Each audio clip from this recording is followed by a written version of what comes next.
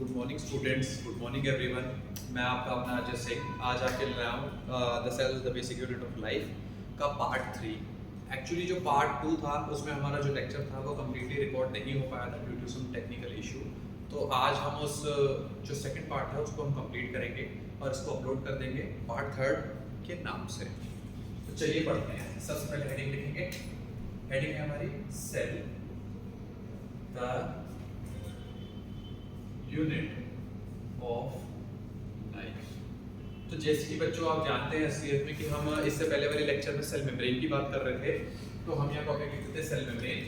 सबसे पहले तो हम सेल मेम्ब्रेन वापस से पढ़ेंगे। सेल मेम्ब्रेन, ठीक है, सबसे पहला टॉपिक। फिर उसके बाद आ जाता है सेल वॉल। सेल वॉल के बारे में हम थोड़ा बहुत जानेंगे, ठीक है। और उसके बाद आ जाएगा हमारा endo membrane system. Endo membrane system, ठीक है। इसके अंदर हमारे 4 पार्ट आ जाएंगे। कौन कौन से आ जाएंगे? एक तो आ जाएगा आपका ईआर, गोल्जी, बॉडी, वैक्यूल और उसके बाद आ जाएगा हमारा लाइसोसोम, ठीक है। तो ये 4 ऑर्गेनेली हम जो है हमारे एंडोमेम्ब्रेन सिस्टम के अंदर पढ़ेंगे। उससे पहले सेल वॉल और फिर सेल मेम्ब्रेन सबसे पहले पढ़ेंगे। तो देखिए, जैसा आपको मैंने थोड़े बहुत लेक्चर इससे पहले वाले लेक्चर में थोड़ा बहुत सेल मेम्ब्रेन के बारे में बताया था। तो यहाँ मैं आपकी हेडिंग डाल देता हूँ सेल मेम्ब्रेन, ठीक है। सेल मेम्ब्रेन, ठीक है। तो सेल मेम्ब्रेन क्या होती है? आउटर मोस्ट कवरिंग होती है सेल की, ठीक है। और सेल मेम्ब्रेन की स्टडी के बारे में बात कर लेते हैं थोड़ा बहुत। जैसे 1950s के अंदर, तो 1950s के अंदर असलियत में सबसे पहले जो है ह्यूमन की आरबीसी की सेल मेम्ब्रेन को स्टडी करा गया था। तो स्टडी में उन्होंने पाया, तो यहाँ पर उन्होंने लिखा है कि human RBC cell membrane was studied, ठीक है। तो जब ह्यूमन आरबीसी जो हमारा ब्लड होता है असलियत में, ह्यूमन आरबीसी आपने देखी होगी असलियत में बाइकॉन्केव शेप की होती है। तो उसके अंदर सेल मेम्ब्रेन प्रेजेंट होती है। और एक उसका पेक्यूलियर फीचर क्या है? उसका एक पेक्यूलियर फीचर ये भी है कि वो इन्यूक्लिएटेड होती है, उसमें न्यूक्लियस नहीं प्रेजेंट होता है, ठीक है। तो जो ह्यूमन आरबीसी सेल मेम्ब्रेन जो है, उसकी ह्यूमन आरबीसी की जो सेल मेम्ब्रेन है उसकी स्टडी होती है। और स्टडी के अंदर ये पाया जाता है कि जो मेम्ब्रेन है असलियत में, उस मेम्ब्रेन के अंदर 2 कंपोनेंट होते हैं। 2 कंपोनेंट, तो 2 कंपोनेंट होते हैं। क्या क्या होता है? एक तो उन्होंने बताया भाई लिपिड होता है, लिपिड, और एक उन्होंने बताया प्रोटीन, ठीक है। इनका परसेंटेज ही बताया गया है। 40% जो है वो लिपिड की क्वांटिटी बताई है और जो 52 है असलियत में आपका 52% है, ये आपकी जो है असलियत में प्रोटीन की क्वांटिटी बताई है। अब क्या होता है, बाद में जाके स्टडी में पता लगता है असलियत में कि सेल मेम्ब्रेन के अंदर एक तीसरा कंपोनेंट भी होता है जिसका नाम है कार्बोहाइड्रेट, ठीक है सर। तो ये तो हो जाती है बेसिक स्टडी हो जाती है जो 1950s के अंदर थी, ठीक है। लेकिन इसके बाद में एक स्टडी और होती है और 2 हमारे साइंटिस्ट आते हैं खास। तो इसको रब कर देता हूं, ठीक है। तो इसको रब कर देता हूं। तो हमारे 2 साइंटिस्ट आते हैं असलियत में। कौन से सन में आते हैं? 1970 के अंदर आते हैं। 2 साइंटिस्ट के नाम आ जाते हैं असलियत में। एक का नाम था सिंगर, गाने वाला सिंगर, एंड निकोलसन, ठीक है। तो सिंगर और निकोलसन आया था और इन दोनों ने मिलके 1970s के अंदर सेल मेम्ब्रेन की एक इन्होंने मॉडल तैयार किया था। वो मॉडल असलियत में जो क्वेश्चन है उसका नाम आता है, अक्सर क्वेश्चन में पूछा जाता है, उसका नाम क्या आता है? मैं इस चीज को रेड पेन से लिख देता हूं, फ्लूइड मोज़ेक मॉडल, ठीक है। तो नीट में अक्सर ये क्वेश्चन आता है कि सिंगर और निकोलसन ने कौन सा मॉडल दिया था सेल मेम्ब्रेन का? तो वो है फ्लूइड मोज़ेक मॉडल। कौन से सन में दिया था? 1970। ये काफी इंपॉर्टेंट चीज है और मुझे लगता है कि सबको पता होना चाहिए। तो आइए थोड़ा बहुत इसके स्ट्रक्चर के बारे में जानने की कोशिश करते हैं कि फ्लूइड मोज़ेक मॉडल में क्या आपने को देखने को मिलता है। सबसे पहले थोड़ी बहुत बेसिक जानकारी जान लेते हैं। भाई ये कहते हैं असलियत में कि जो सेल मेम्ब्रेन है असलियत में, तो ये कहते हैं कि सेल मेम्ब्रेन जो है इज कंपोज्ड ऑफ 3 कंपोनेंट। एक तो हो जाता है आपका लिपिड, वही जो पहले था लिपिड। दूसरा हो जाता है आपका क्या? प्रोटीन, और तीसरा हो जाता है आपका कार्बोहाइड्रेट्स। ठीक है, इन्होंने ये चीज बताई। इन्होंने मॉडल कुछ इस प्रकार से बनाया, चलिए जान लेते हैं। देखो, इन्होंने असलियत में ये बताया कि फॉस्फोलिपिड की असलियत में एक बाइलेयर होती है इस तरीके से। ये जो मैं आपको स्ट्रक्चर बता रहा हूं असलियत में, ये फॉस्फोलिपिड ही है असलियत में, इस तरीके से। ये देखो, ठीक है। उन्होंने ये भी बताया कि बीच बीच में यहाँ पर कुछ ऐसे ऐसे करके अनाप शनाप टेढ़े मेढ़े प्रोटीन्स होते हैं इस तरीके से, और फिर से ये फॉस्फोलिपिड आपका इस तरीके से होता जा रहा है, ये आप देख सकते हैं। ठीक है, कुछ इन्होंने बीच में इस तरीके से बताया कि बीच में कुछ ऐसे प्रोटीन्स और होते हैं इस तरीके से। ठीक है, इस तरीके के। ठीक है, और जो फॉस्फोलिपिड है आपका, ये मैं अभी आपको लिखाऊंगा, पहले मैं आपको डायग्राम बना के दिखा देता हूं इस तरीके से।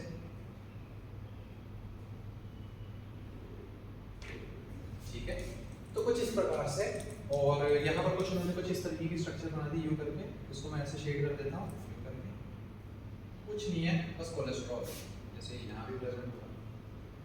ठीक है, और ये कुछ इस तरीके का कोलेस्ट्रॉल बीच में प्रेजेंट होगा। दूसरी चीज उन्होंने ये बताई कि जैसे अगर मैं इसको रेड पेन से मार्क कर दूं, ये है आपका ECF। ECF क्या है? एक्स्ट्रा सेलुलर फ्लूइड, आप इसे मेंशन करते हैं। और यहाँ पर हमारा नीचे लिख देता हूँ मैं आपको, ये है हमारा साइटोप्लाज्म। ठीक है, ये हमारा हो गया साइटोप्लाज्म हो गया। ठीक है, अब इन्होंने क्या चीज बताई, एक चीज और मेंशन कर देता हूँ इस तरीके से, फ्लैग कहाँ है, इस तरीके से। ये हमारी हो गई प्लेयर। ठीक है, इस तरीके से, और ये हमारा ECF है कुछ इस तरीके से। ये चलो एक चीज दिखा, तो कुछ इस प्रकार का हमें स्ट्रक्चर देखने को मिलता है हमारी NCERT के अंदर। अगर आप देखें तो बहुत अच्छे से बना हुआ है, ये एक स्कीमेटिक डायग्राम है। तो इन्होंने यहाँ पर ये चीज मेंशन करी है, अब मैं एक चीज को मेंशन करूंगा। तो ये होता है हमारा पोलर हेड। ठीक है, फॉस्फोलिपिड का polar head. Polar head, polar head मतलब इसमें चार्ज होगा। जो इसकी टेल्स है असलियत है फॉस्फोलिपिड की, ये है non polar tails. Non polar tails. ठीक है, ये हो जाती है आपकी नॉन पोलर टेल्स, और ये हो जाता है आपका पोलर हेड। ये हो जाता है आपका ECF, एक्स्ट्रा सेलुलर फ्लूइड। और ये जो है यहाँ पर, इस चीज को बोल देते हैं हम शुगर। ठीक है, ये हो जाता है हमारा थोड़ा बहुत पेरिफेरल प्रोटीन बोल देते हैं हम उसे, पेरी। ये मैं आपको अभी इसलिए बता रहा हूँ क्योंकि मैं इसको थोड़ा बहुत आपको पिछले लेक्चर के अंदर बता चुका हूँ, तो अब मैं आपको थोड़ा बहुत ये जल्दी बताऊंगा। ये आपका हो गया पेरिफेरल प्रोटीन। ठीक है, ये हो जाता है आपका, ये हो जाते हैं आपके एक ये और एक ये बना देते हैं आपका इंटीग्रल प्रोटीन। ठीक है, ये हो जाता है आपका इंटीग्रल प्रोटीन। तो कहने का तात्पर्य क्या है, और ये जो है हमारा, ये चीज होती है हमारी कोलेस्ट्रॉल।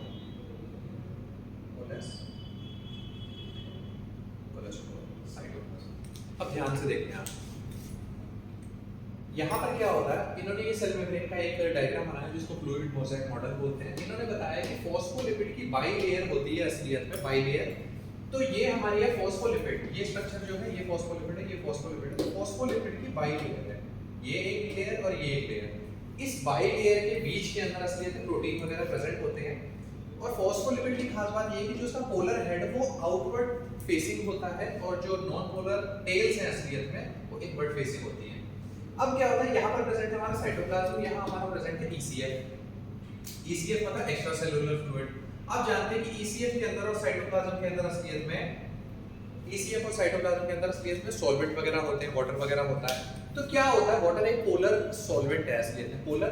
तो लाइक डिसॉल्व लाइक, आपने स्टेटस एक स्टेटमेंट सुना होगा, लाइक डिसॉल्व लाइक, जो जिसके जैसा होता है वो उसी में बोलते हैं। आपने कभी भी जैसे ऑयल वगैरह वाटर को मिक्स होते हुए कभी नहीं देखा होगा, वो एक अलग लेयर बना देते हैं कि वाटर लिक्विड, वाटर ऑयल के अंदर बिल्कुल भी जो है डिसॉल्व नहीं हो पाता। तो क्या होता है, जो हमारा ECF है असलियत के अंदर, इसके अंदर तो क्या है, ये पोलर हेड यहाँ पर आउटवर्ड फेसिंग है। तो ये जो है मेम्ब्रेन असलियत में, इसको डिसॉल्व करने के लिए नॉन पोलर नहीं चाहिए बल्कि पोलर ही असलियत में चाहिए, सॉल्वेंट।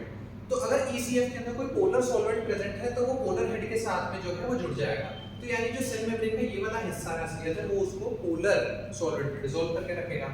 साइटोप्लाज्म में भी सेम चीज है, पोलर हेड जो है वो बाहर की तरफ है, तो साइटोप्लाज्म के अंदर जो सॉल्वेंट है आप जानते हैं उसके अंदर क्या प्रेजेंट होता है, तो पोलर, तो इसकी जो पोलैरिटी है हेड की ना वो उसको उसमें भी डिसॉल्व रखेगी। तो कहने का मतलब ये है कि फॉस्फोलिपिड के जो पोलर हेड है असलियत में वो उसको सॉल्वेंट में डिसॉल्व रखते हैं, ठीक है। अब आप जानते हैं कि कौन सा सॉल्वेंट सबसे ज्यादा हमारी बॉडी में पाया जाता है, वाटर। हमारी बॉडी जो है असलियत में 70% वाटर की ही बनी हुई है, ठीक है। तो वो तो पोलर है, तो इसलिए जितने भी सारे हमारे पास सेल्स होते हैं सारे के सारे वो उसमें डिसॉल्व कर लेते हैं, रिपेल नहीं कर रहे हैं, देखो इसमें डिसॉल्व है, क्यों? क्योंकि पोलर हेड जो है वो उसको सॉल्वेंट में या वाटर में डिसॉल्व रखता है इस तरीके से। फिर हमने यहाँ क्या बताया, देखो यहाँ आया ना, फिर इसके बाद आ जाते हैं 2 टाइप के प्रोटीन्स आ जाते हैं हमारे। मैं इसको मिटा देता हूँ यहाँ पर, ठीक है। तो यहाँ मैं लिखता हूँ based on ease of extraction, ठीक है। ईज ऑफ एक्सट्रैक्शन के बेसिस पर 2 टाइप के प्रोटीन निकल के आते हैं, एक तो हमारा पेरिफेरल, दूसरा आ जाता है हमारा इंटीग्रल, ठीक है। नाम से पता लग रहा है, पेरिफेरल जो पेरिफेरी में प्रेजेंट होगा, इंटीग्रल जो मेम्ब्रेन के अंदर प्रेजेंट होगा। The protein which are found on the surface of cell membrane peripheral, the protein which are found inside the cell membrane integral protein हो जाते हैं। तो अब जैसे ये मैंने एक प्रोटीन बनाया होगा इस तरीके से ब्लू कलर का, ठीक है। वैसे तो ये मैं आपको बाद में बताऊंगा है क्या, पर है तो प्रोटीन, ये भी प्रोटीन है टेढ़ा मेढ़ा सा, ये भी प्रोटीन। तो प्रोटीन जो है असलियत में ये इंटीग्रल प्रोटीन है, लेकिन ये जो बाहर निकल रही चीज ये आपका पेरिफेरल प्रोटीन है, पेरिफेरी में प्रेजेंट है। कुछ और भी इस तरीके के प्रोटीन वगैरह प्रेजेंट होंगे, जैसे कि ये बना दिया, ये करके बना दिया मैंने, तो ये भी जो है असलियत में पेरिफेरल प्रोटीन हो जाएगा। सेल मेम्ब्रेन के ऊपर खूब सारे प्रोटीन वगैरह प्रेजेंट होते हैं, जैसे कि आप देखो पेरिफेरी है, ये शुगर भी प्रेजेंट है। अब कोई पूछेगा शुगर का सर काम क्या है, देखो क्या होता है, शुगर जो होता है सेल टू सेल रिकॉग्निशन के अंदर मदद करता है असलियत में। कुछ रिसेप्टर्स होते हैं, कुछ होते हैं, तो क्या बने होते हैं, कुछ प्रोटीन्स के होंगे, कुछ शुगर के होंगे रिकॉग्निशन के लिए, इस तरीके से। तो इन्होंने फ्लूइड मोज़ाइक मॉडल को बनाया इस तरीके से। और फ्लूइड मोज़ाइक मॉडल की खास बात ये थी कि फ्लूइड मोज़ाइक मॉडल आज तक है ना जो सेल मेम्ब्रेन है उसकी फ्लूइडिटी को एक्सप्लेन नहीं कर पा रहा था, तो यही इसकी खास बात है असलियत में। यहाँ पर ये मैं लिख देता हूँ कि it also explains quasi fluid nature of cell membrane, ठीक है, that enables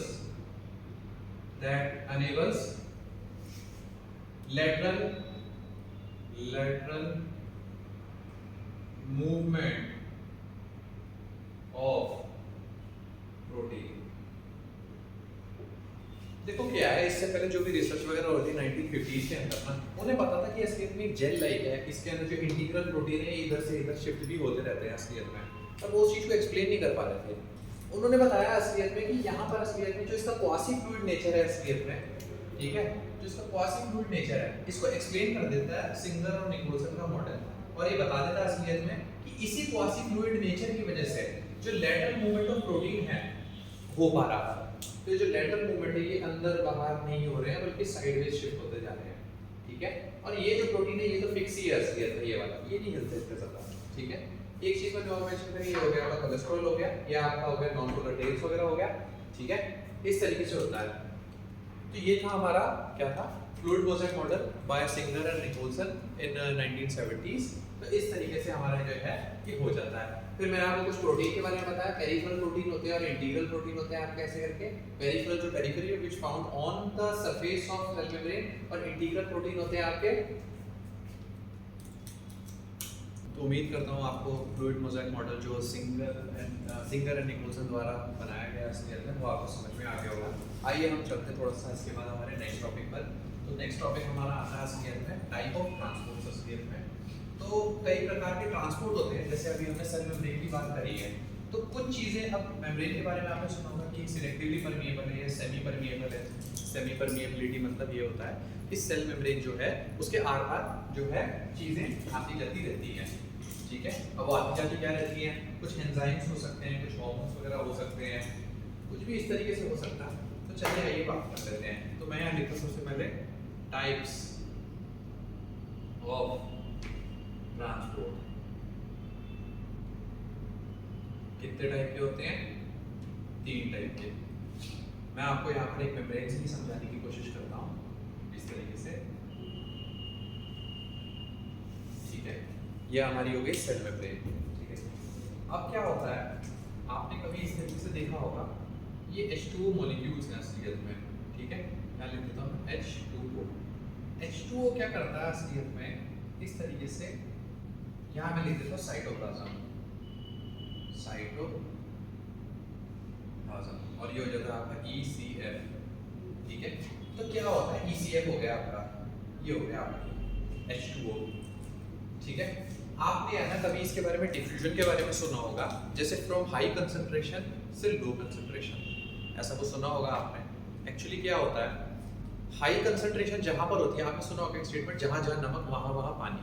तो जहां पर हाई कंसंट्रेशन होगी हमेशा सॉल्यूट की तरफ सॉल्वेंट जाएगा।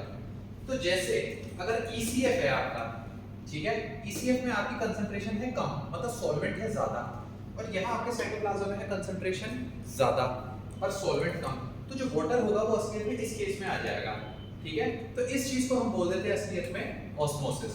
तो ऑस्मोसिस ये क्या होता है, it is a special type of diffusion in which water moves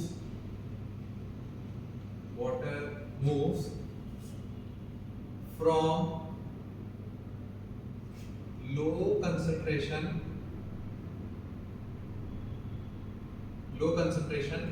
to high concentration through selectively या सेमी परमेबल कर लेते हैं, सेमी परमेबल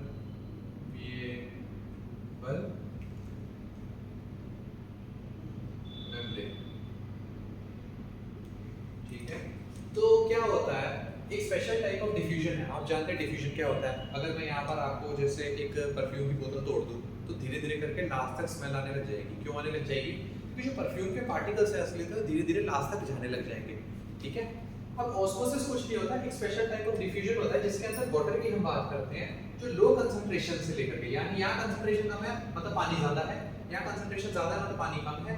तो जहां पर पानी कम होगा ज्यादा होगा वो ज्यादा से कम की तरफ चल जाएगा, या कह सकते हैं जहां कंसंट्रेशन ज्यादा होगी उस तरफ पानी। इसको ऐसे याद रख सकते हैं, जहां जहां नमक वहां वहां पानी। जिधर नमक ज्यादा होगा, नमक में एग्जांपल के लिए बोल रहा हूं आपकी समझ के लिए, तो जिधर नमक ज्यादा होगा उधर ही असलियत में जो है सारा पानी चला जाएगा आपका ऐसे करके, ठीक है। ये हो जाती है बात ऐसे करके। और ये बिल्कुल भी असलियत में ना जो है ये एनर्जी कंज्यूमिंग नहीं है, ठीक है। यहाँ लिख देता हूँ, बाद में लिखूंगा, चलो। फिर दूसरे हम ट्रांसपोर्ट की अगर हम बात करें इस तरीके से,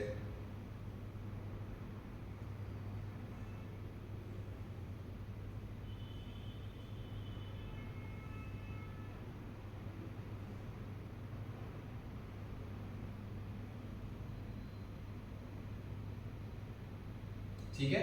तो ये हमारा एक स्पेशलाइज्ड प्रोटीन है। तो अब क्या होता है, प्रोटीन मीडिएटेड ट्रांसपोर्ट है, मतलब प्रोटीन की मदद से ही ट्रांसपोर्ट होगा। मैं उम्मीद करता हूँ कि आपने ऑस्मोसिस लिख लिया होगा। तो जो फैसिलिटेटेड ट्रांसपोर्ट होता है उसके अंदर प्रोटीन की हेल्प से जो है आयंस का ट्रांसफर होता है, और वो भी अकॉर्डिंग टू कंसंट्रेशन ग्रेडियंट होता है। कंसंट्रेशन ग्रेडियंट मतलब वही जैसे मैंने आपको बताया था, from low concentration to high concentration water जो है मूव कर जाता है। तो एक फैसिलिटेटेड ट्रांसपोर्ट नाम का ट्रांसपोर्ट होता है, तो इसको हम लिखते हैं फैसिलिटेटेड ट्रांसपोर्ट, ठीक है। तो जो फैसिलिटेटेड ट्रांसपोर्ट होता है आपका, उसके अंदर क्या होता है, जो आयंस का मूवमेंट होता है असलियत में, ions move from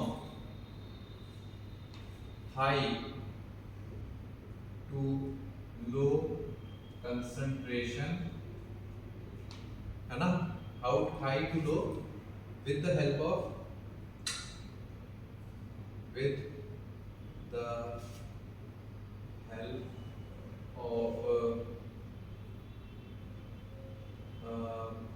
special protein, ठीक है, ये हो जाता है आपका फैसिलिटेटेड। नाम से ही पता लग रहा है कि फैसिलिटी प्रोवाइड कर रहा है। इसका मतलब ये प्रोटीन जो है असलियत में यहाँ पर अगर जैसे कोई आयन है, जैसे Ca+2 है असलियत में, तो वो यहाँ से यहाँ पर आ जाएगा इस तरीके से। हालांकि Ca+2 को इसकी जरूरत नहीं होती है, पर ये असलियत एक और चीज लिखी है कि इट डज नॉट रिक्वायर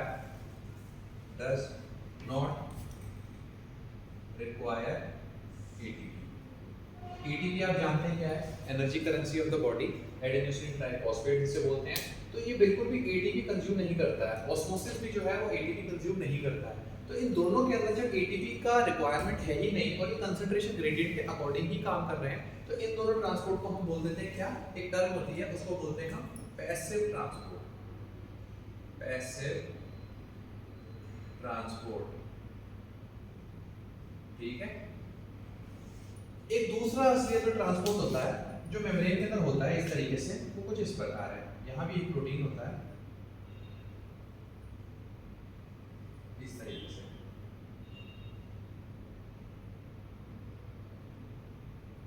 इस तरीके से, ठीक है। यहाँ पर क्या होता है? ये एटीपी डिपेंडेंट ट्रांसपोर्ट होता है। अब क्या होता है यहाँ पर जो होता है असलियत में, फ्रॉम हाई टू लो होता था असलियत में, ठीक है, लेकिन यहाँ लो टू हाई भी हो सकता है। तो यहाँ मैं लिख देता हूँ आपको, from low to high concentration, या हम इसे बोल सकते हैं अगेंस्ट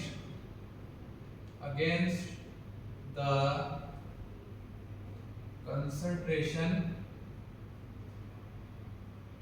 ग्रेडियंट, कंसंट्रेशन ग्रेडियंट के विपरीत जाके। ऐसे ट्रांसपोर्ट को हम बोलते हैं एक्टिव ट्रांसपोर्ट, ठीक है, एक्टिव ट्रांसपोर्ट बोलते हैं हम इसे।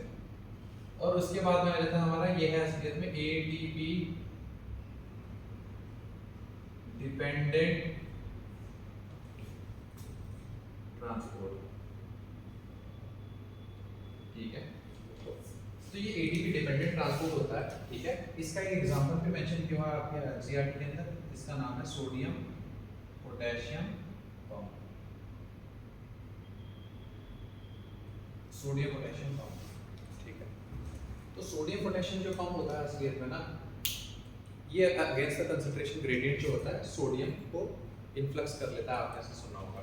तो एक्टिव ट्रांसपोर्ट क्या होता है? लो कंसंट्रेशन से हाई कंसंट्रेशन की तरफ, मतलब लो होगी, हाई से लो जाना चाहिए असलियत में, लेकिन लो से हाई जा रहा है। क्यों? क्योंकि ये एटीपी डिपेंडेंट प्रोसेस है। तो यहाँ मैं मेंशन करता हूं इस तरीके से एटीपी, एडेनोसिन ट्राइफॉस्फेट रिक्वायर्ड होता है यहाँ पर इस तरीके से। तो ये एटीपी डिपेंडेंट ट्रांसपोर्ट होता है। तो इस तरीके से सेल मेम्ब्रेन के अंदर इस तरीके के तीन टाइप के ट्रांसपोर्ट जो है वो हमारे बताए गए हैं, ठीक है। अब हम पढ़ लेते हैं थोड़ा बहुत सेल वॉल के बारे में, ठीक है। मैं इसको मिटा देता हूँ।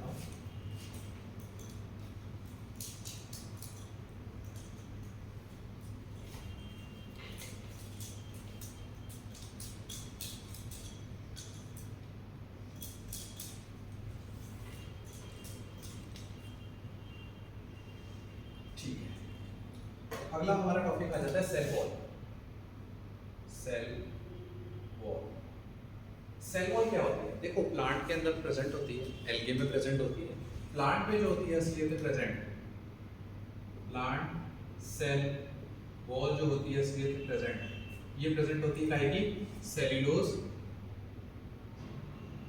हेमी सेल्यूलोज, ठीक है, सेल्यूलोज, हेमी सेल्यूलोज, पैक्टिन्स और प्रोटीन्स की बनी हुई होती है, पैक्टिन और प्रोटीन, ठीक है। लेकिन अगर हम एल्गे की बात करें असलियत में एल्गे, तो एल्गे सेल वॉल जो होती है असलियत में वो बनी हुई होती है सेल्यूलोज, गैलेक्टेंस, मैनन्स, ठीक है। तो मैनन्स, तो इन तीन चीजों की बनी हुई होती है, ठीक है। और ये एक डिफरेंस बताया गया है। दूसरी एक चीज बताई गई है हमारी एनसीईआरटी के अंदर, दूसरी चीज ये बताई हुई है कि देखो, अगर कोई सेल हमने बनाई हुई है इस तरीके से, ये हमारी जो सेल है, तो ये हमारी जो है सेल वॉल हम बना देते हैं इस तरीके से, ठीक है। तो क्या होता है, सेल वॉल जो होती है असलियत में, ठीक है, ये जो है हमारी सेल वॉल, सेल वॉल, ठीक है, ये है हमारी सेल मेम्ब्रेन, ठीक है। अब क्या होता है, इस तरीके से समझा हुआ है कि दो टाइप की असलियत में सेल वॉल है, क्योंकि हम प्लांट सेल के रेफरेंस में बात कर रहे हैं, तो दो टाइप की सेल वॉल के बारे में बात की गई है, टू टाइप्स लिख देता हूं मैं यहाँ पर, ठीक है। तो टू टाइप कौन कौन से, एक तो बताई गई है प्राइमरी और एक बताई गई है आपकी सेकेंडरी, ठीक है, प्राइमरी और सेकेंडरी। अब क्या होता है, जैसे है ना हमारे प्लांट होते हैं, तो प्लांट के अंदर असलियत में जो यंग सेल होती है, मान लेते चलो थोड़ी देर के लिए कि ये एक यंग सेल है, ठीक है, ये आपकी एक यंग सेल है। अब क्या होता है, ये यंग सेल जो होती है मेरिस्टेमेटिक सेल बोलते हैं हम उसे, तो उसके ऊपर जो होती है असलियत में ये हो जाती है हमारी प्राइमरी सेल वॉल हो जाती है, प्राइमरी सेल वॉल हो जाती है, ठीक है। और ये हमें अलाउ करती है, उसके बाद में क्या अलाउ करती है, जैसे ग्रोथ, एक्सपांशन, ठीक है, और ये बहुत ही ज्यादा असलियत में जो होती है फ्लेक्सिबल होती है असलियत में, ग्रोथ, एक्सपांशन, फ्लेक्सिबल नेचर होता है इसमें, ठीक है। तो ग्रोथ के लिए अलाउ करके, इट अलाउस ग्रोथ, तो आप इसे ऐसे कर सकते हैं, ग्रोथ और एक्सपांशन और फ्लेक्सिबल होती है, तो ये इसकी नेचर होती है। अब क्या होता है, जैसे जैसे सेल जो होती है असलियत में, ठीक है, ये सेल होने लग जाती है, जैसे जैसे इसकी एज बढ़ने लगती है, यंग सेल से ओल्ड सेल बनने लग जाती है या मैच्योर सेल बनने लग जाती है। तो अगर हम बात करें मैच्योर सेल की ना असलियत में, मैच्योर सेल की अगर हम बात करें इस तरीके से, तो उसके अंदर पाई जाती है असलियत में सेकेंडरी सेल वॉल, ये वही वाली सेल वॉल है असलियत के अंदर, इसका नाम है सेकेंडरी सेल वॉल, ठीक है, सेकेंडरी सेल वॉल यहाँ प्रेजेंट होती है। अब क्या होता है, जैसे जैसे असलियत में ना ये यंग सेल मैच्योर सेल में कन्वर्ट होती जाती है ना, जो प्राइमरी सेल वॉल होती है वो डिमिनिश होने लग जाती है, धीरे धीरे खत्म होने लग जाती है। तो primary cell wall diminishes as the cell gets mature या कन्वर्टेड इनटू मैच्योर सेल। तो जो प्राइमरी सेल वॉल है असलियत में वो डिमिनिश होने लग जाती है और सेकेंडरी सेल वॉल बनाती है, ठीक है, इसी के नीचे से बनने लग जाती है सेकेंडरी सेल वॉल। तो जो है secondary cell wall arises from beneath the primary cell wall, और जो मैच्योर सेल होती है असलियत के अंदर इसके कुछ फीचर होते हैं। मैच्योर सेल वॉल जो होती है, मैच्योर सेल के अंदर जो सेकेंडरी सेल वॉल होती है असलियत में, उसके कुछ फीचर होते हैं। वो क्या होते हैं मैं अभी आपको बता देता हूँ। जैसे कि ये हार्ड होगी, हार्ड रिजिड, नॉन फ्लेक्सिबल, ठीक है, लिग्निफाइड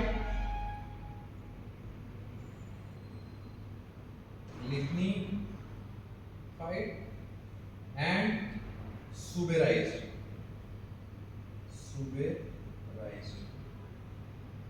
ठीक है।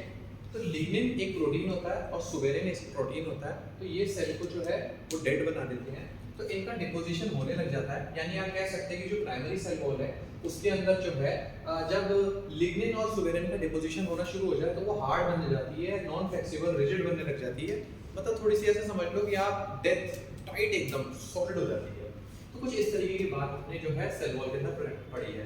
तो प्राइमरी और सेकेंडरी के अंदर आपको बहुत अच्छे से डिफरेंस पता लग गया होगा, ठीक है, इस तरीके से।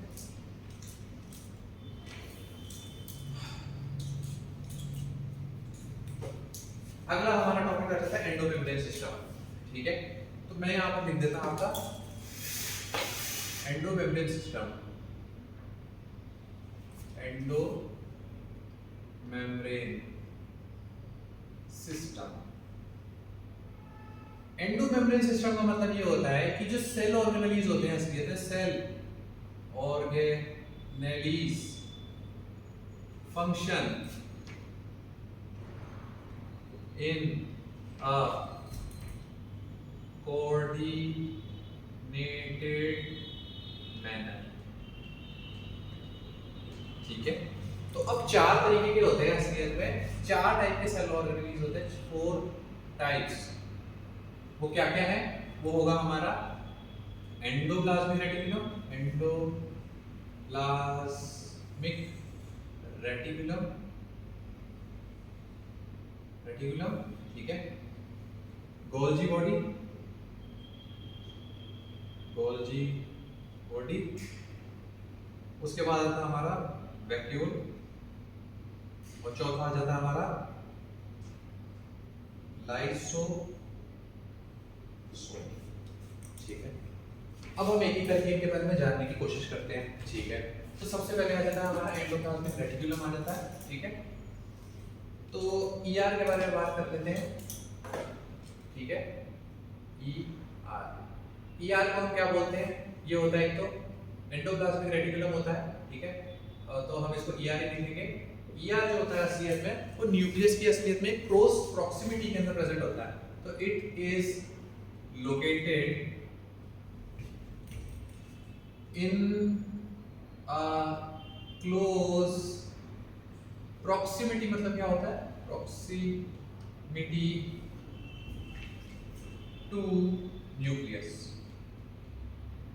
कहने का मतलब ये है कि न्यूक्लियस की असलियत में ना बहुत ही क्लोज प्रेजेंट होता है। अगर ये आपका न्यूक्लियस है ना तो ये कुछ इस तरीके से होता है,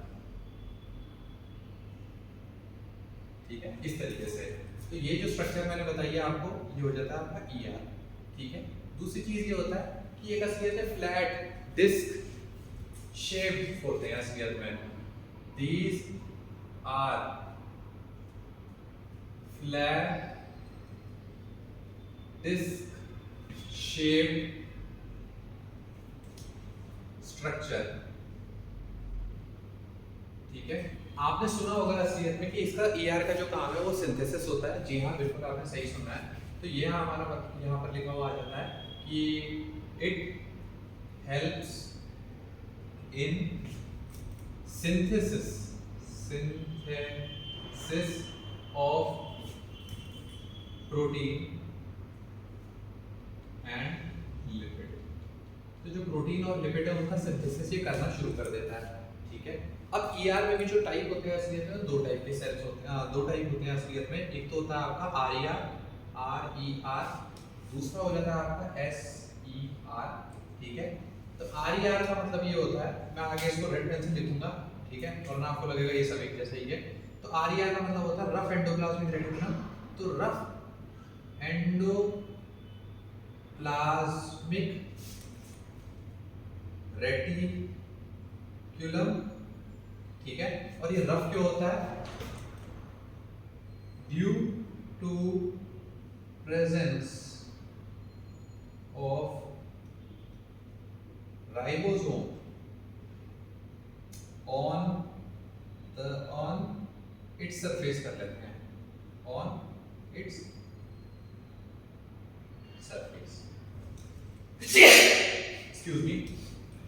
लेकिन जो एसईआर असलियत में इसको बोलते हैं स्मूथ एंडोप्लाज्मिक रेटिकुलम ही बोलते हैं, एंडोप्लाज्मिक रेटिकुलम, ठीक है।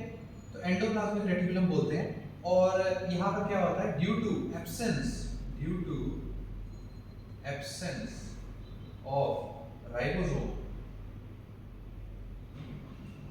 ऑन इट्स सरफेस, क्या होता है? इसकी सरफेस पे जो है वो राइबोसोम प्रेजेंट नहीं होता है, ठीक है। अगर मैं आपको ये बता रहा हूँ असलियत में ना, अगर मैं इसके ऊपर ऐसे dot dot dot dot dot dot बना रहा हूँ इस तरीके से, ठीक है, तो ये क्या होता है? हमारा आरईआर हो जाता है।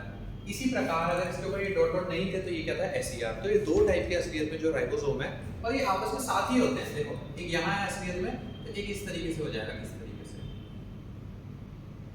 ठीक है। लेकिन ये स्मूथ है रेड वाला, और ये जो ब्लैक वाला असलियत है वो रफ है, ठीक है। दूसरा डिफरेंस, एक तो मैंने आपको बता दिया नाम क्या है इनका, नाम ही अलग अलग है। दूसरी चीज ये है, तीसरी चीज ये ले लेते हैं कि इसके ऊपर राइबोसोम जो है वो प्रेजेंट होते हैं और वहां पर नहीं होते हैं। तो तीसरा पॉइंट है असलियत में यहाँ पर, ठीक है। ये जो अब जहां पर राइबोसोम होगा, राइबोसोम को क्या बोलते हैं? प्रोटीन सिंथेसिस के लिए जाना जाता है, ठीक है। तो ये क्या करते हैं? सिंथेसाइज प्रोटीन, ठीक है। और जो ये होते हैं असलियत में ये करते हैं हमारा सिंथेसाइज लिपिड। ये लिपिड का सिंथेसिस करते हैं, ये प्रोटीन का सिंथेसिस करते हैं, ठीक है। और दूसरी चीज क्या है, कुछ एनिमल सेल्स के अंदर तो असलियत में जो SCR है असलियत में ना वो स्टेरॉइडल हार्मोन्स का भी सिक्रीशन कर देते हैं असलियत में। तो यहाँ मैं अलग से मेंशन कर देता हूँ इस चीज को, ठीक है। ये तो क्या होगा difference in animal cells SCR synthesize steroidal hormones,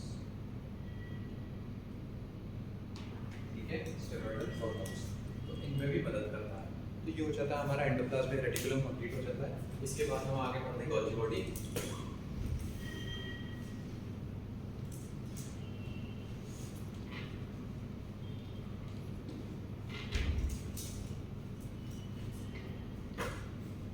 Golgi body को असलियत में किन्होंने डिस्कवर किया था? सबसे पहले इसको मिटाएं। गोल्गी बॉडी या फिर गोल्गी कॉम्प्लेक्स क्या होता है? इसकी स्ट्रक्चर कुछ इस प्रकार से होती है, अगर मैं आपको दिखाऊं यूं करके। सेल में तो कुछ इसी तरीके से बनाते हैं, ठीक है। तो ये वाली जो इसकी कॉनकेव वाली साइड हो जाती है इसको असलियत में बोलते हैं cis face.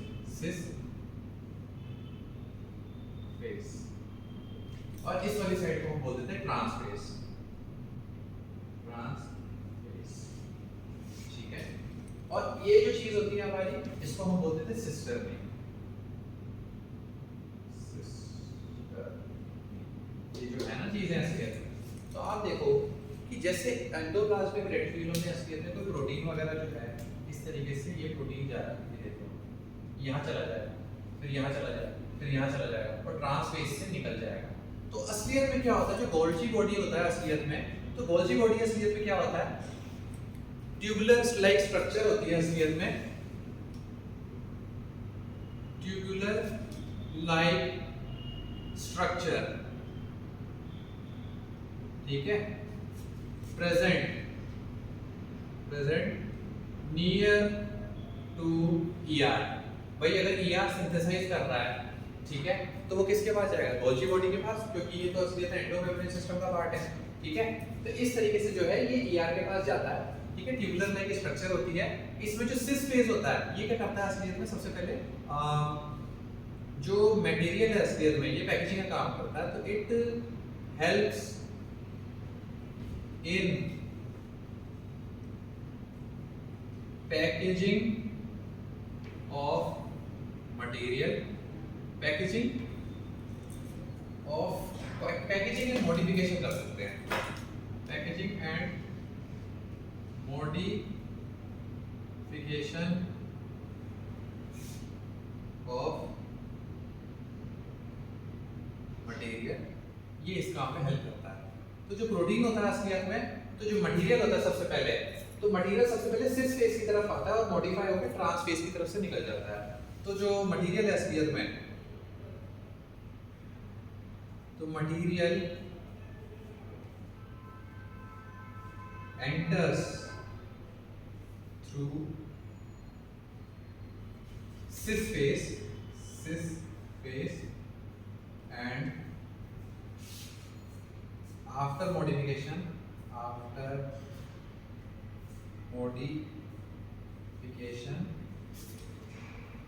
it exit from trans phase।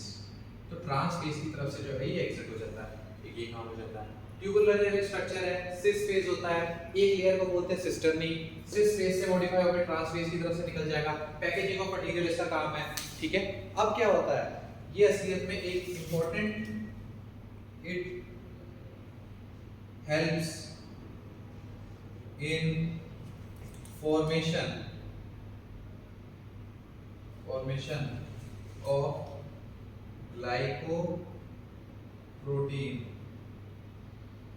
and glycolipid। ठीक है, आप यहां से ध्यान से देखो कि मैंने यहाँ पर ग्लाइको ऐड कर दिया है। प्रोटीन और लिपिड का सिंथेसिस तो था असलियत में, वो तो ER और RER और SER ही कर लेते हैं, रफ एंडोप्लाज्मिक रेटिकुलम और स्मूथ एंडोप्लाज्मिक रेटिकुलम। तो इसने ऐड क्या किया, इसने सिर्फ ग्लाइको शब्द ऐड कर दिया। ग्लाइको क्या होता है, शुगर होती है अपनी। ठीक है, तो आप इस तरीके से समझ सकते हैं कि जैसे यहाँ पर अगर इस तरीके से प्रोटीन आ रहा है इस तरीके से ना, तो यहाँ बाहर की तरफ इस तरीके से निकल जाएगा। मतलब ऐसे समझ लो जैसे ये वेसिकल्स का फॉर्मेशन हो गया। ठीक है, ऐसे ऐसे वेसिकल्स निकाली जा रहा है, और ये जो हमारा प्रोटीन था रेड कलर वाला इस तरीके से, वो इस तरीके से निकल गया। क्या किया, पैकेजिंग की, तो ग्लाइको बना दिया। तो अब इस चीज को क्या बोलते हैं हम, ग्लाइकोप्रोटीन और ग्लाइकोलिपिड। नीट का बहुत इंपॉर्टेंट क्वेश्चन है इसलिए में ये कि ग्लाइकोप्रोटीन और ग्लाइकोलिपिड का सिंथेसिस कौन करता है, सिंथेसिस। ठीक है, ये फॉर्मेशन कौन करता है, तो वो है आपका गोल्जी बॉडी या गोल्जी कॉम्प्लेक्स के नाम से भी आ सकता है। लेकिन आपका जो लिपिड है और प्रोटीन है असलियत में वो कौन बनाता है, वो आपका बनाता है ER, और ER में भी कौन बनाता है, राइबोसोम बनाता है। ठीक है, तो इस तरीके से क्वेश्चन जो है वो पूछ सकते हैं। तो आपका ये हो जाता है गोल्जी बॉडी कंप्लीट। ठीक है, गोल्जी बॉडी के बाद हमारा आ जाता है नेक्स्ट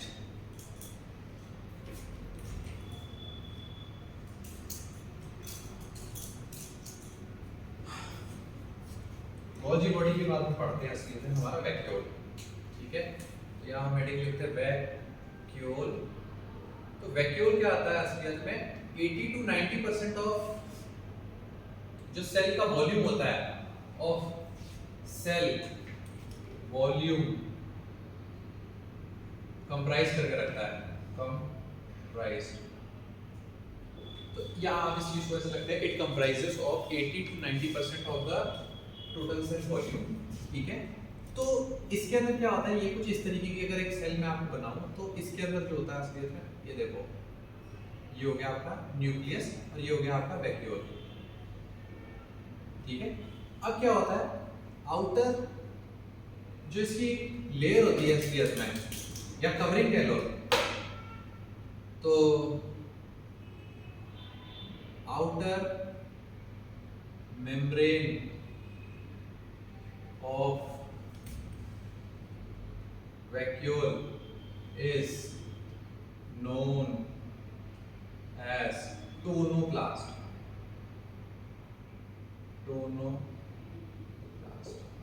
इसे हम टोनोप्लास्ट बोलते हैं।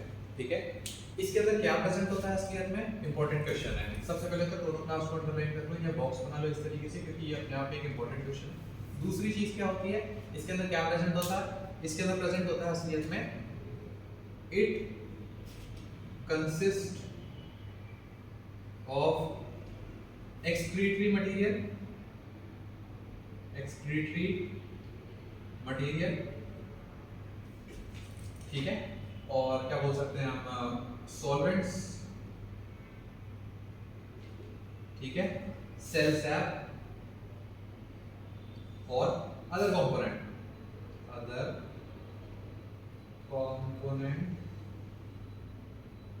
of cell which are not required। ठीक है, और भी कई सारी चीजें होती हैं। दूसरी चीज क्या होती है, इसमें एक पॉइंट एक्स्ट्रा आ जाता है कि यहाँ पर असलियत में एक फैसिलिटेटेड ट्रांसपोर्ट होता है जो अगेंस्ट द कंसंट्रेशन ग्रेडियंट असलियत में इसके अंदर ट्रांसफर करता है। देखो देखा जाए तो स्टोर हाउस की तरह काम कर रहा है, जो घर के अंदर जैसे स्टोर हाउस होता है, भाई कोई चीज काम नहीं आ रही, टांड पे चढ़ा दो, कहीं स्टोर रूम में डाल दो, कहीं पे भी डाल दो, इस तरीके का वैक्यूल होता है असलियत में। ठीक है, तो ये हो जाता है हमारा वैक्यूल।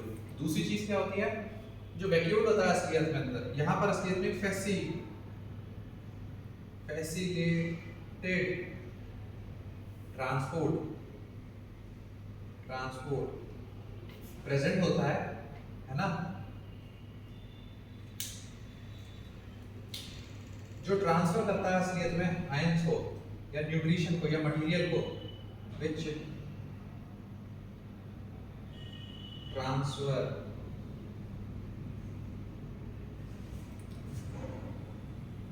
मटेरियल फ्रॉम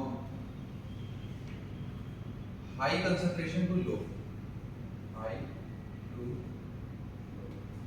तो हाई कंसंट्रेशन से लो कंसंट्रेशन की तरफ जो है वो शिफ्ट कर देता है। इसी तरीके से मेंशन है आपकी, तो इसको क्या बोलते हैं, फैसिलिटेटेड ट्रांसपोर्ट जो है इस मेम्ब्रेन के अंदर प्रेजेंट होता है। कहां पर प्रेजेंट होता है, यहां लिख देता हूं, facilitated transport is present in दोनों क्लास, ठीक है। तो आपने दोनों क्लास के अंदर इस तरीके की जो है आपकी मेम्ब्रेन के अंदर जो है वो प्रेजेंट होता है। तो ये हो जाता है हमारा वैक्यूल फिनिश होता है असलियत में। इसके बाद आ जाता है हमारा अगला टॉपिक, उसका नाम है लाइसोसोम।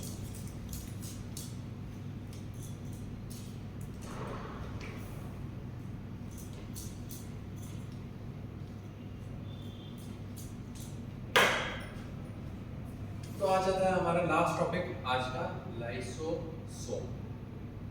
लाइसोसोम क्या होता है असलियत में, मेम्ब्रेन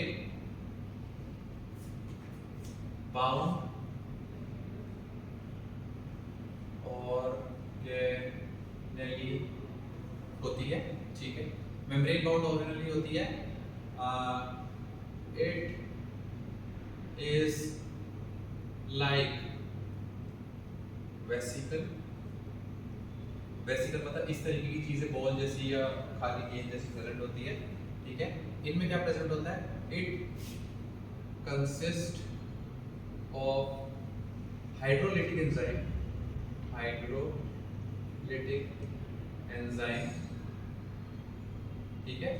हाइड्रोलिटिक एंजाइम प्रेजेंट होते हैं which get active at acidic pH, acidic pH. देखो आपकी जो पीएच वगैरह होती है ना, तो वो एसिडिक हो जाती है। एसिडिक मतलब 7 से कम। जैसे जैसे वो एसिडिक होने लग जाती है, इसके अंदर जो हाइड्रोलिटिक एंजाइम होते हैं, ठीक है, हाइड्रोलिटिक एंजाइम जो होते हैं वो धीरे धीरे एक्टिव होने लग जाते हैं। तो यहाँ पर असलियत में हाइड्रोलिटिक एंजाइम कितने टाइप्स के होते हैं, देखो 3 टाइप के होते हैं। एक तो होता है आपका प्रोटीएज, ठीक है, दूसरा हो जाता है आपका लाइपेज, तीसरा हो जाता है आपका कार्बोक्सिलेज। तो कार्बोक्सिलेज इसलिए कार्बोहाइड्रेट के लिए, लाइपेज लिपिड्स के लिए, फैट के लिए, और प्रोटीएज न्यूक्लिक एसिड और प्रोटीन के लिए। तो ये 3 टाइप की चीजें यहाँ पर प्रेजेंट होती है, ठीक है। ये सिंगल मेम्ब्रेन बाउंड होता है असलियत में, सिंगल या मेम्ब्रेनस कर लेते हैं, सिंगल मेम्ब्रेनस, ठीक है। इसका जो सिक्रीशन होता है, ठीक है, इसका जो सिक्रीशन होता है, देखो गोल्जी बॉडी ही बनाता है असलियत में। So it is secreted by Golgi body, क्योंकि देखो वेसिकल है ना, तो जितना भी काम होगा पैकेजिंग का असलियत में ना, वो सारा असलियत में गोल्जी बॉडी ही करेगा। लेकिन दिक्कत क्या है, इसका हाइड्रोलिटिक एंजाइम है। तो एंजाइम कौन बना रहा है, वही ईआर बना रहे हैं, क्योंकि ये भी असलियत में प्रोटीन के या लिपिड के या किसी भी चीज के बने होंगे ना। तो ज्यादातर जो एंजाइम वगैरह होते हैं प्रोटीनेशियस होते हैं। तो ये कहां से बन रहे हैं, तो ये एंडोप्लाज्मिक रेटिकुलम से ही बन रहे हैं। और जब इनको गोल्जी बॉडी के अंदर वो जाते हैं तो वेसिकल लाइक स्ट्रक्चर बन जाता है, वही पैकेजिंग हो गई। लेकिन अब इसे लाइसोसोम दे देते हैं। अब लाइसोसोम का काम क्या होता है असलियत में, लाइसोसोम का काम होता है it helps in dissolution of residual waste inside the cell,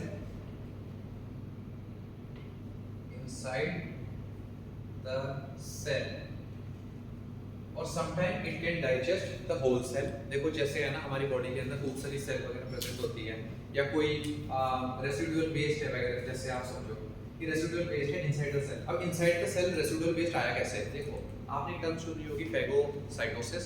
तो फैगोसाइटोसिस मतलब होता है सेल ईटिंग। कोई भी फॉरेन पार्टिकल आती है जो सेल है उसको एंगल्फ कर लेती है, या किसी न किसी कारणवश सेल मेम्ब्रेन को क्रॉस करके हमारे इस पर्टिकुलर सेल में चला जाता है। तो हमारी जो बॉडी है असलियत में, जो बॉडी का जो सेल है, तो वो सेल लाइसोसोम्स का प्रोड्यूस करेगा, और लाइसोसोम में ये प्रेजेंट एंजाइम है, तो वो उसको जाके डिसॉल्व कर देंगे। तो लाइसोसोम का कुछ इस प्रकार से काम होता है, ठीक है। तो मैं उम्मीद करता हूँ कि आज आपको लाइसोसोम और एंडोमेम्ब्रेन सिस्टम की सारी चीजें इसके लिए समझ में आ गई होंगी। आज के लेक्चर के लिए बस इतना ही, ठीक है। इसके बाद हम अगले लेक्चर के अंदर इस चीज को पूरा कंप्लीट कर देंगे। अगले लेक्चर के अंदर हमारी थोड़ी बहुत चीजें पढ़ी हैं, और अगले लेक्चर के अंदर हम फुली फिनिश कर देंगे इसको। और मैं उम्मीद करता हूँ कि आपको आज सब समझ में आएगा। Thank you very much.